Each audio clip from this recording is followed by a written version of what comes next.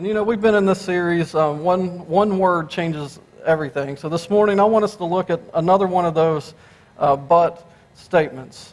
Hopefully this but statement is going to help us have some perspective and peace when it comes, when troublesome times come. But to get to this statement, we need to give some backstory. It's a story of a man named Joseph.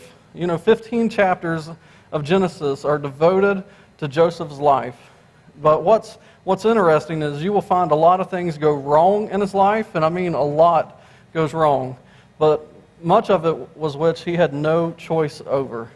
We see a tremendous amount of hardship, yet there is no flagrant flaw recorded against him in Scripture.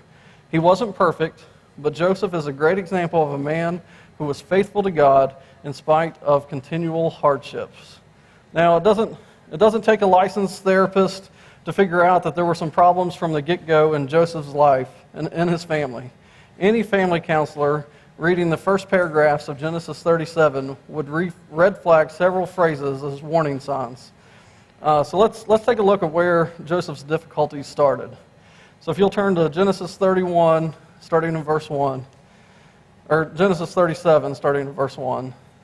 It starts off with Jacob lived in the land where his father had stayed, the land of Canaan. This is the account of Jacob's family line. Joseph, a young man of 17, was tending the flocks with his brothers, the sons of Bilhah and the sons of Zilpah, his father's wives. And he brought their father a bad report about them. So the first red flag that we see is this phrase, his father's wives, plural. I thought maybe I'd get an amen out of the guys there, but rough crowd, Liven up a little bit. Yeah, that's what I was thinking. The bizarre story of how Jacob, Joseph's father, wound up with two wives is too involved to take time to fully explain. But in brief, Jacob fell in love with Rachel, but on wedding night, her father substituted her sister Leah in the veiled wedding gown. I kind of want to know what happened to Rachel on that night. Did the dad had her locked up in a closet somewhere? How did she not try to rush or do anything she could to get up to be in the place of the bride like she was supposed to be? So I wish the Bible told us more about that. But anyways, the dad switches out the daughters. Jacob marries Leah, and the next day, the dad explained to Jacob that it was their tribal custom for the older daughter to marry first. So he offered Jacob a package deal, 2 for 1. He could marry both girls for 14 years of servitude. Jacob had no option. From that moment on, the two sisters were fierce competitors.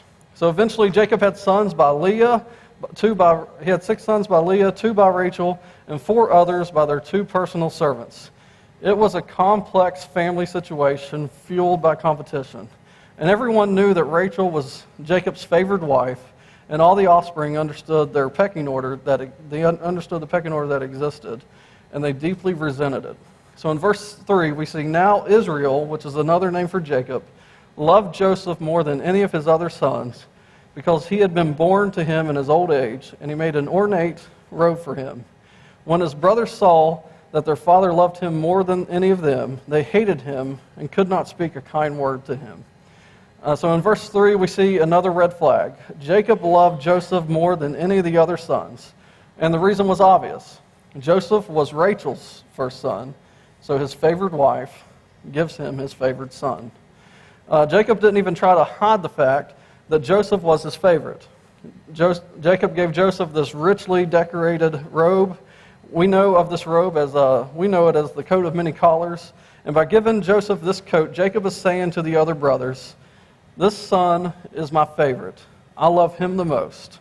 He's saying to the other brothers, this son is going to be the main heir to my estate. This son, because he is wearing this coat, he's not going to go out and do a lot of the work in the fields. He's not going to be doing the manual labor. That's up to you guys. And so Jacob gives Joseph this coat. And do you see where that could be problematic with the other brothers? And that's what happens. The other brothers, therefore, hated Joseph. This was more than just sibling rivalry.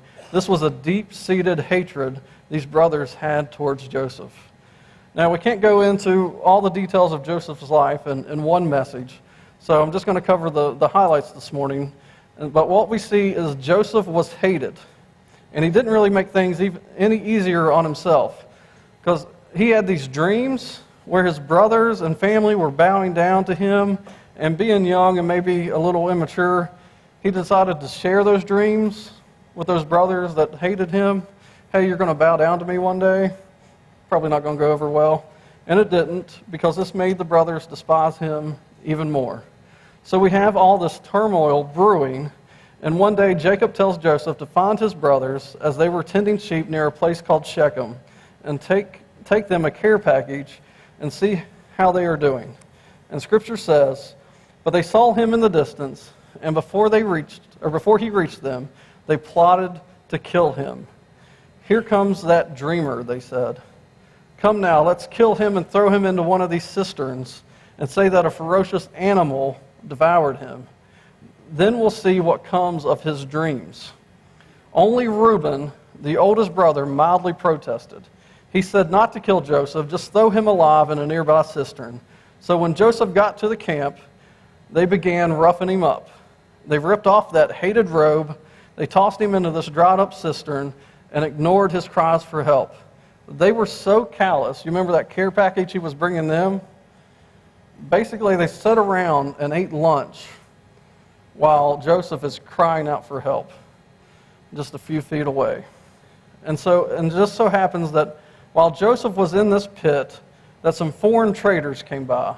The brothers decided that there would be no gain in leaving Joseph to die, so they decided to sell Joseph into slavery and at least make some money. So these traders took this terrified 17-year-old boy and headed south. Meanwhile, his brothers, ripped up his special robe, sprinkled some animal blood on it, and presented it to their father. Naturally, Jacob concluded his son had been devoured by a wild animal. He burst into tears and grieved to the point that he would not be consoled. So Joseph was taken to Egypt, where he was auctioned off as a slave. So his brothers put him into the slave trade. But there he was purchased by a man named Potiphar, one of Pharaoh's officials. So Joseph had, at this point, no idea where his life was heading. He was the favored son, and now he's been sold off as a slave. And there's no explanation for this. There's no hope of escape. However, the Bible adds this little note as Joseph begins his new life as a slave. In Genesis 39:2, it says, "The Lord was with Joseph so that he prospered."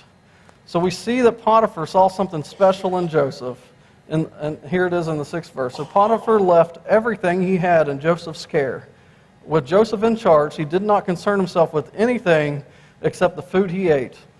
So it finally seemed like things were heading in the right direction in Joseph's life. And then we have this another twist in the story. Joseph encountered a life-changing temptation. It says, now Joseph was a well-built and handsome man, much like myself. Oh, I got you to laugh. All right. But now Joseph was well-built and handsome, and after a while his master's wife took notice of Joseph and said, "Come to bed with me." But he refused. He said, "With me in charge," he told her, "my master does not concern himself with anything in this house. Everything he owns he has entrusted to my care. No one is greater in this house than I am. My master has withheld nothing from me except you, because you are his wife. How then could I do such an evil thing and sin against God?" And though she spoke to Joseph day after day, he refused to go to bed with her or even be with her. And so what we see here is that Potiphar's wife attempted to seduce Joseph. And then verse 11 it says, "One day he went into the house to attend to his duties, and none of the household servants were inside. She caught him by his cloak and said, 'Come to bed with me.' And he left his cloak in her hand and ran out of the house." So Potiphar's wife has become even more aggressive. Yet in the midst of this extreme temptation, Joseph denied his flesh and ran out of the house, leaving his coat in her hand. In verse 16 it says, "So she kept his cloak beside her until his master came home. Then she told him this story. 'That Hebrew slave you brought brought us came to make sport of me. But as soon as I screamed for help, he left his cloak beside me and ran out of the house. So one moment, Potiphar's wife is enamored with Joseph and finds him irresistible. The next, she despised him and lied about him, falsely accusing him of attempted rape. And so we see here with the master, it says, when his master heard the story his wife told him, saying, "This is how your slave treated me," he burned with anger. Joseph's master took him and put him in prison, the place where the king's prisoners were confined. So Joseph is thrown in prison, and he spends the next 10 years in prison. And Joseph has done nothing wrong. He has done nothing to deserve this. In fact, by God's standards, he has done everything right. So Joseph went abruptly from being a privileged servant to an imprisoned convict.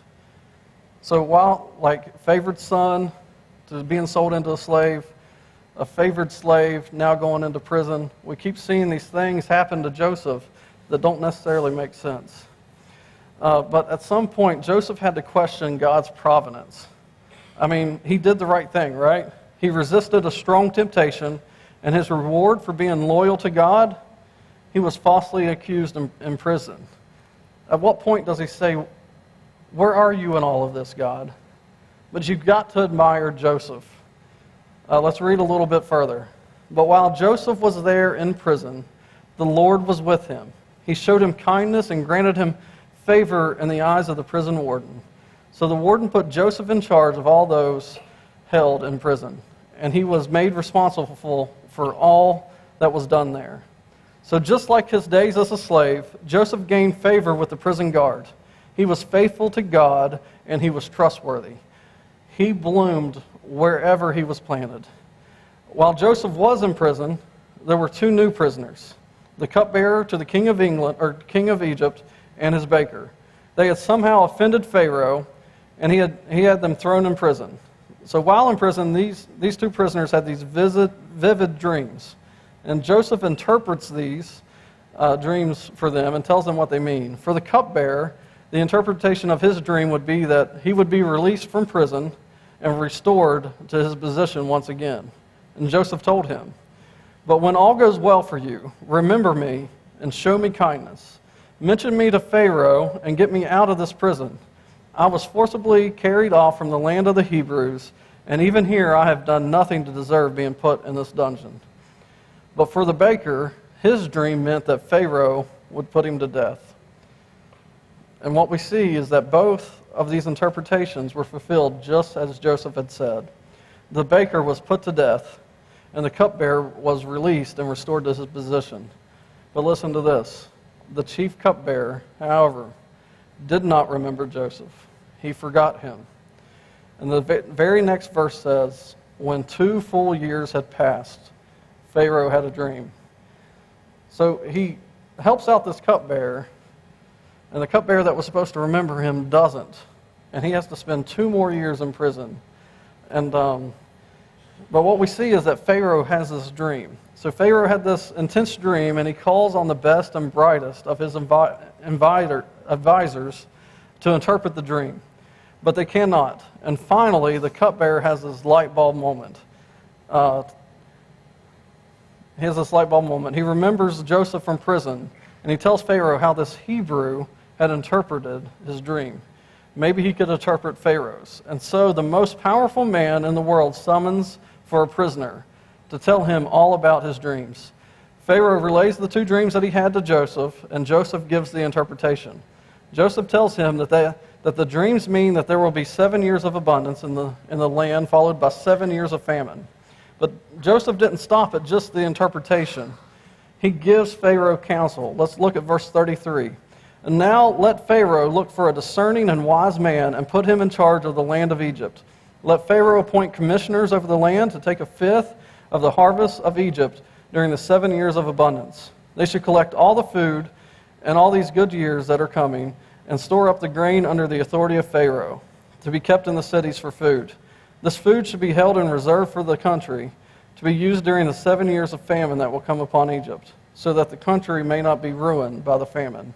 So an hour out of jail, in front of the most powerful man in the world, Joseph not only interprets the dream correctly, but he then boldly presents a suggestion of what Pharaoh should do next. And so the plan sounded good to Pharaoh, and we read, "Then Pharaoh said to Joseph, 'Since God has made all of this known to you, there is no one so discerning and wise as you. You shall be in charge of my palace, and all my people are to submit to your orders. Only with respect to the throne will I be greater than you.' So Pharaoh said to Joseph, 'I hereby put you in charge of the whole land of Egypt.'" And so in the blink of an eye, Joseph goes from being a prisoner to becoming the second most powerful man in the world. For 13 years, Joseph had been tested and humbled, and then in one day, there was vindication. Those 13 years of slavery and prison had trained him for this moment. Others may have thought this came out of nowhere, but God had been preparing him all along, and he was ready. So under Joseph's authority, just like he had said, there was 7 years of abundance in the land. And what did they do? They saved up. They were ready because just like he had said, a severe famine hit the land. And during this time, Joseph's family back home was hit by the famine. They find their way to Egypt to get grain, and in a crazy turn of events that we see in Genesis 42, Joseph's family comes to Egypt for help, and they encounter their brother Joseph. The brothers are scared for their lives. Joseph is now an incredibly powerful man, second only to Pharaoh. He has the power to have them imprisoned, tortured, put to death. But this is what we see from Joseph. He forgives them, and he takes care of them. It is an amazing story of reconciliation. But then some more time passed, and eventually Joseph's father, Jacob, died. And Joseph's brothers were scared once again, thinking that Joseph was just showing them kindness while Jacob lived. But he would pay them back now that Jacob had passed. Joseph asked for his brothers to come to him, and they are trembling in fear. Yet Joseph does something incredible. He forgives them again. At verse 18 here it says, "His brothers then came and threw themselves down before him. 'We are your slaves,' they said. But Joseph said to them, 'Don't be afraid. Am I in the place of God?'" And then Joseph makes this incredible statement, which is going to be our but statement for today.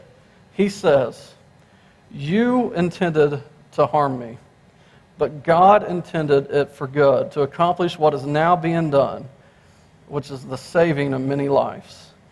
You intended to harm me, but God intended it for good." What incredible perspective. To be hurt like that so bad, to probably be dealing with the emotional baggage of everything that has been coming along. And he has this perspective that that's okay. God intended this all for good. And that's how he saw it. Joseph saw all of his years of pain, all of his years of suffering. He saw the purpose behind it. He saw how God used that pain for good. And this statement is echoed in the New Testament with an incredible truth in Romans 8:28. And it says, "And we know that in all things God works for the good of those who love him, who have been called according to his purpose."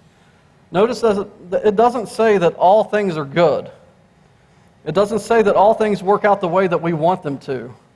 And it doesn't say we hope that God can work something good out of it, or that the odds are good. It says we know that in all things God works for the good of those who love him. And so I want to mention these two application statements. Number one, there is a difference between reason and purpose. Does that make sense? There's a difference between reason and purpose. When someone goes through something difficult in life, many of us want to say that there's always a reason for it. Well-meaning people will try to comfort someone by saying things like, "There is a reason for everything." We want to believe that there's a reason for everything, but in fact, God doesn't have a reason for everything. God didn't have a reason for a school shooting to happen. He doesn't have a reason for a car bomb to happen. And really is a reason for everything. More often than not, the pain that we experience aren't God's reasons, it's sin. That's the reason. The reason we have the reason is we have an enemy in Satan who comes to kill, steal, and destroy. So God may not have a reason, but he does have a purpose.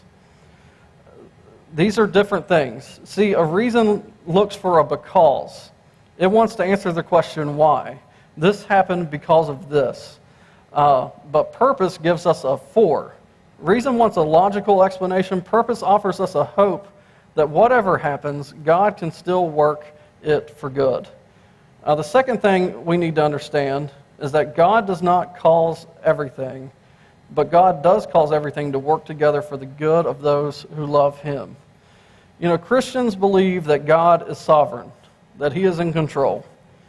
But there is some dispute as to how God expressed his sovereignty. Some take the position that God is sovereign in that he's like a puppet master controlling every situation. But in my mind, there is an even higher view of God's sovereignty. It's not that God causes everything. It's that he causes everything to work together for the good of those who love him. And that's a whole other level of sovereignty and power. That he can take whatever happens. He takes the choices that we make in our free will, the choices others make in their free will, and in his sovereignty can use it, even the bad things, to accomplish his work and his purpose. So to me, this demonstrates a God who is actively involved in the lives of his free-thinking, free-acting creation. And what this means for us that love God is that he can take the bad, the hurt, the disappointment, the pain, even the sin, and use it to accomplish good and accomplish his purposes. And this gives us a great perspective on our pain and suffering, that it might have been intended to harm, but God intended it for good.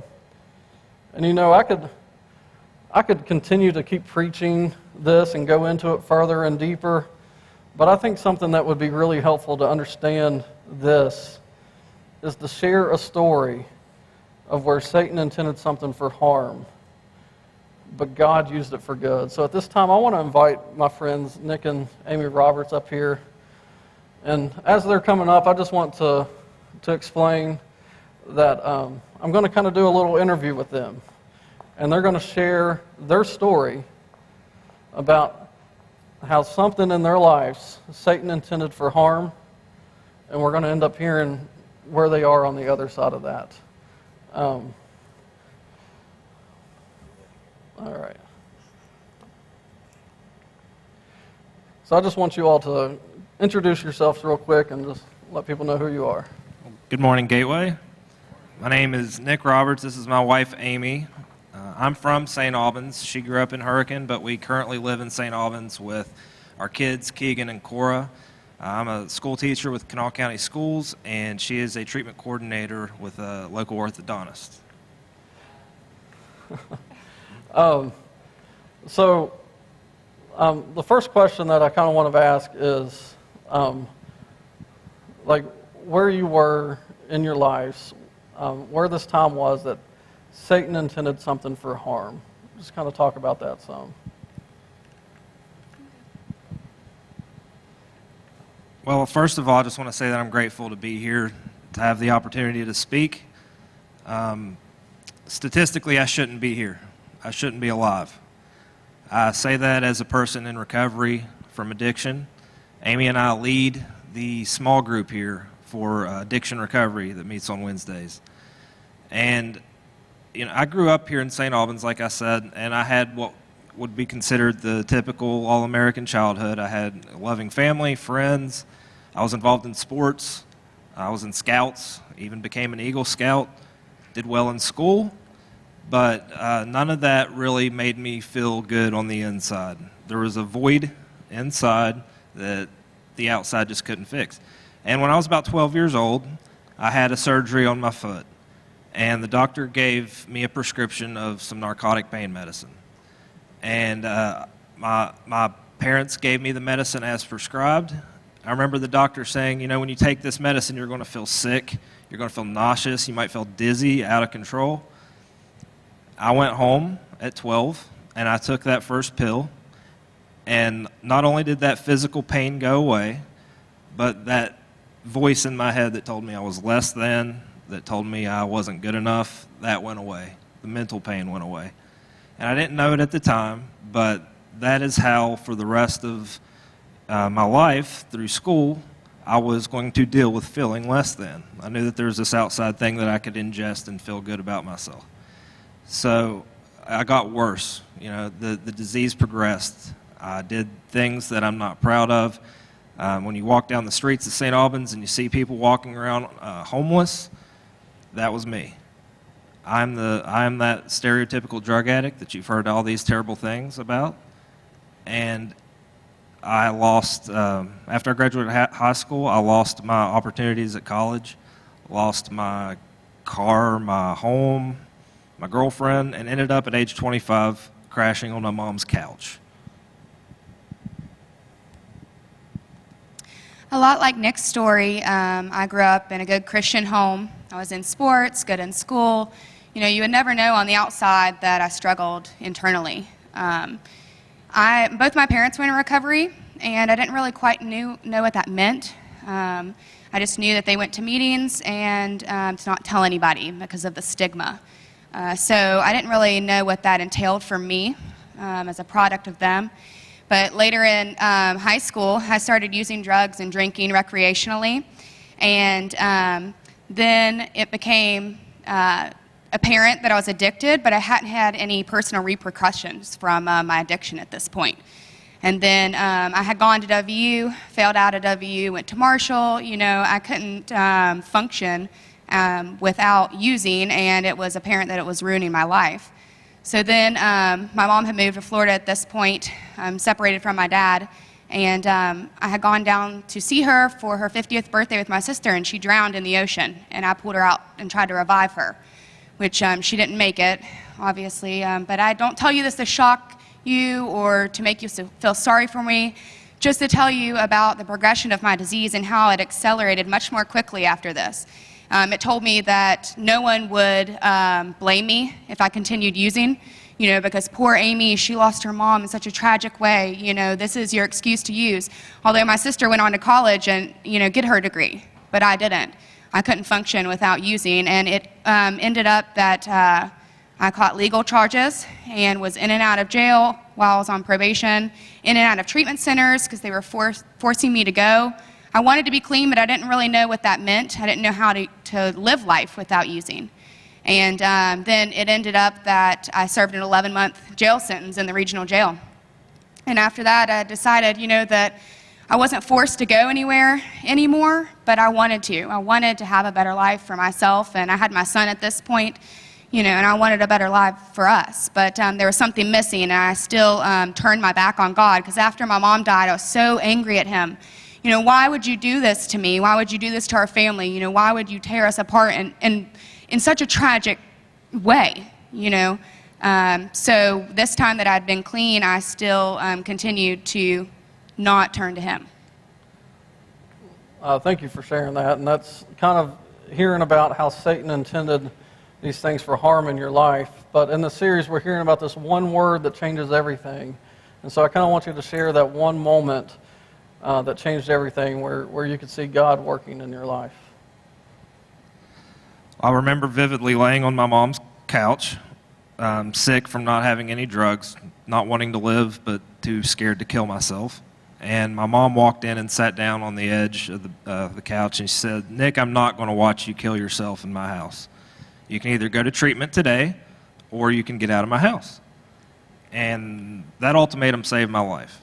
I went to Recovery Point of Huntington that day. I was blessed to be able to get in. There's a 7-month waiting list nowadays. But I got in, and I saw all these people that were like me that had months clean. And it baffled me because I didn't think people like me got sober. I thought I was worse than everybody else. And I would hear them share their stories, and I would hear them talk about God. And I did not want to hear that. I said I had been down that route. That's not how I'm going to be able to get sober is talking about God. But I really wanted what these people had. They seemed happy and joyful, and I didn't think I could have that without using drugs. So one guy said, Nick, if you just humble yourself, and you can even go sneak off in the bathroom if you want, but just pray in the morning to stay sober through the day, and if you make it, just say thank you at night. That's all you got to do. And I did that. And I stayed sober that day, and I stayed sober the next day. And sure enough, that mental obsession to use slowly eased. And what really hit home in my spiritual progression, so that was about 7 years ago when I went to Recovery Point, and it wasn't until I was a couple years sober that I had a loved one overdose. And they were at Thomas Memorial Hospital. And I went up there, and I was standing outside the hospital beside this power line pole right in front, and I said, Jesus, if you're up there, I'm one of these people that needs a sign, I guess. I said, please give me a sign. If you can heal my loved one that's in there, if they can pull through this, I'll spend my life trying to figure out more about you. And I opened my eyes and I looked up. And I don't know if you've noticed or ever stood in front of a power line pole, but it's shaped like this. It's a giant wooden cross right there in front of me. I don't know how much more clear the sign had to be. But I immediately reached out to my mom, who had been trying to get me to come to Gateway, met up with Joel, and joined a small group. So I had gone into treatment after my legal issues, and I still turned my back on God. So at this point, I had about 3 years clean, and right at the 3-year mark, Nick and I started having some problems in our relationship right before we got married.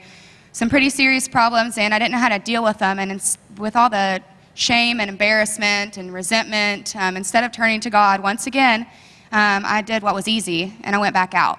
I started using drugs again, and I went on a binge for about 6 months, and it was a lot worse than any other time. You know, every time I had gone back out, it got worse and worse, and it never gets better. And so luckily, we made it through. We salvaged our marriage, but our son suffered because of our fighting and, all the turmoil in our household. And so I decided, well, I didn't decide. My dad signed a mental hygiene on me, and I went to treatment. So this time in treatment, I decided that, I wanted something more, and I wanted, to come back to church. Nick's mom, my mother-in-law, she was a member here at Gateway, and I knew about the small groups, and we joined Joel's small group at that time.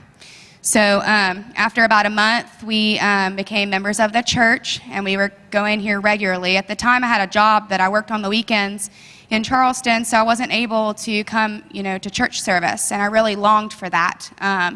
But it was right before I had a year clean again at this time, and because of our my drug use and our fighting and everything, my son had started acting out. He had behavioral issues. It was apparent that he had a chemical imbalance that needed to be addressed, but all of the other things going on in his life, was adding fuel to that fire.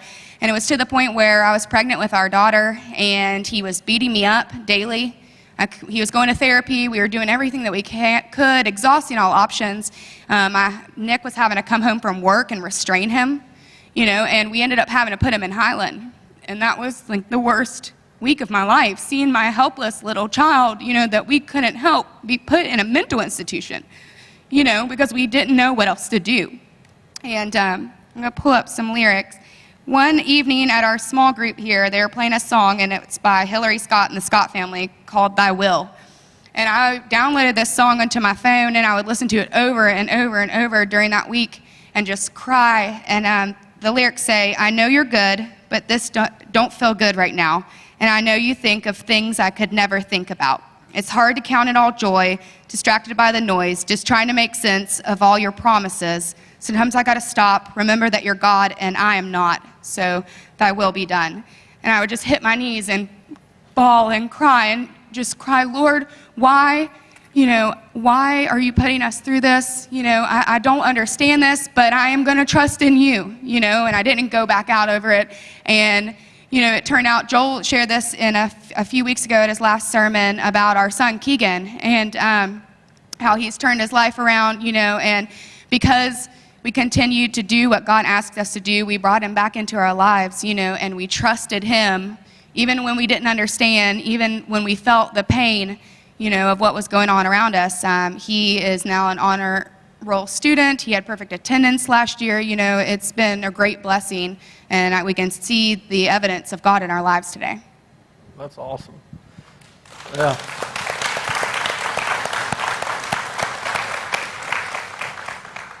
So we're seeing God at work, and we've heard about how Satan intended something for harm, but now we're going to hear about how God is using this for his good. Won't you share a little bit about what's going on now? Sure. So like I said before, Amy and I lead Gateway's addiction recovery group, and there's a common saying in 12-step meetings that says our past is our greatest asset. And I've seen that at work. When I worked at the treatment facility that I went through, I would hear clients come in and they would share their stories about how this psychiatrist didn't work for them, or they didn't believe this therapist. They thought they were full of it. And when they sat down with me and would talk to me for the first time, I'd be like, yeah, I had that same experience. I was sitting right where you were at a few years ago. And they realized that, okay, well, this guy has done what I want to do, so I really don't have an excuse. So I saw how me going through something helped that person, because that's what it did for me. Like I said, I was at that facility, and I saw people go through the program, and that gave me hope. So I feel like that is our purpose, to work with others when maybe other people can't get through to someone. Maybe somebody that's been through that hell can reach down and help pull them out. As far as our family is concerned, I told you a little about how Keegan is now.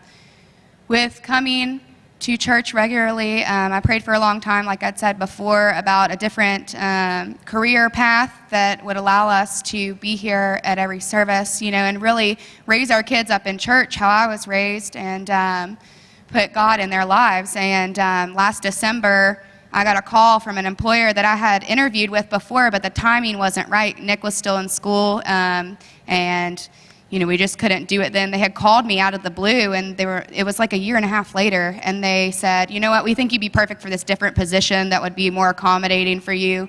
And so I accepted it in January, and we've been able to start coming on Sundays as well as the Wednesday groups. And it's been a blessing for our family. My son has gone to the church camps. He's really involved in the church. We can see just what a change God has done in his life. We get reports almost every day, not to come pick him up anymore, but that, he's done really nice things out of the blue that nobody's asked him to for younger kids. He mentors a first grader. My son, who tried to hurt the principal when they took him out of the classroom, because he was that unmanageable.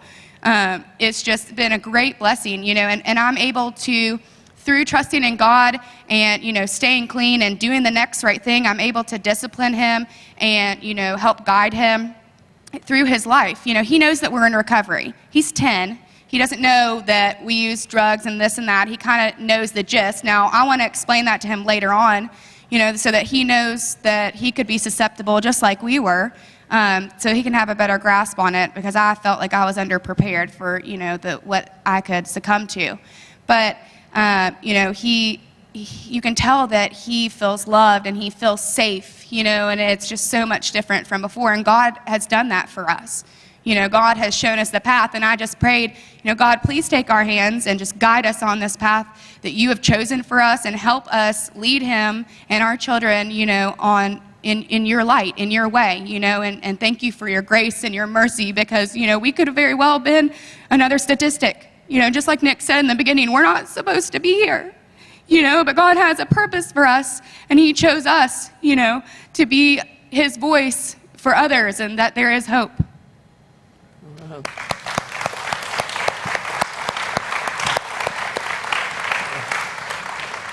Thank you guys so much for sharing that, and just really relates to what we're preaching this morning. So thank you for sharing that story this morning. Appreciate it. That works.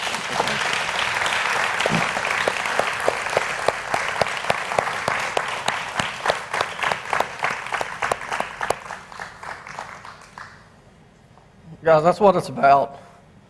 We all have our past. We all have our history.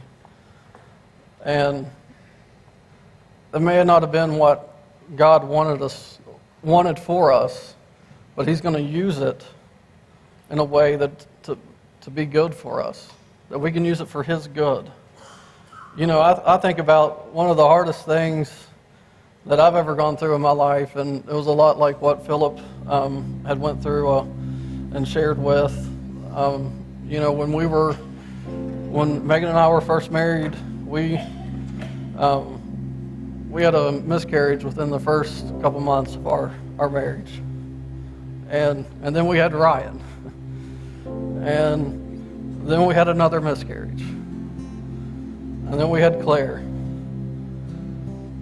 and then there was a lot of worry and stress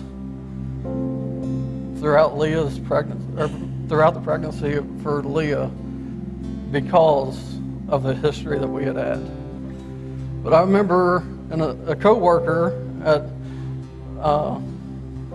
a previous job, he asked me to go to lunch one day.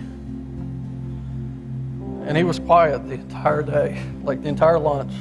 We sat there and ate, and I'm trying to get him, he's a big guy about sports, so I'm trying to talk to him about sports. We finally finished eating, and he tells me, Joel, we lost a baby. And it was then that I realized that the hurt that I went through had a purpose. We would continue to go to lunch about every week, and it was like 6 months before he could even say miscarriage. He would say, you know that thing we talked about. But I just kept listening to him. I kept supporting him. I kept encouraging him to be there for his wife, to be there for himself through this time. And, you know, I was thankful to be able to be there for Philip. What we have gone through has a purpose. What are we going to do with that? Are we going to use it the way God intended us to use it? Or are we going to let Satan actually harm us and let us not use it? It's tough. We have all had these things that we go through. I'm thankful so much that Nick and Amy are willing to share their story, because them sharing their story, anyone sharing their story, makes it easier for the next person to make that decision to put their trust in Christ, to follow God. It makes it that much easier for them. Because like Nick said, he didn't want anything to do with that. But when he had seen someone that had gone through it before him, and he saw what they had, he wanted that. He wanted what they had. Are we living our lives in a way that other people outside of the followers of Christ, that they look at us and go, I want what you have?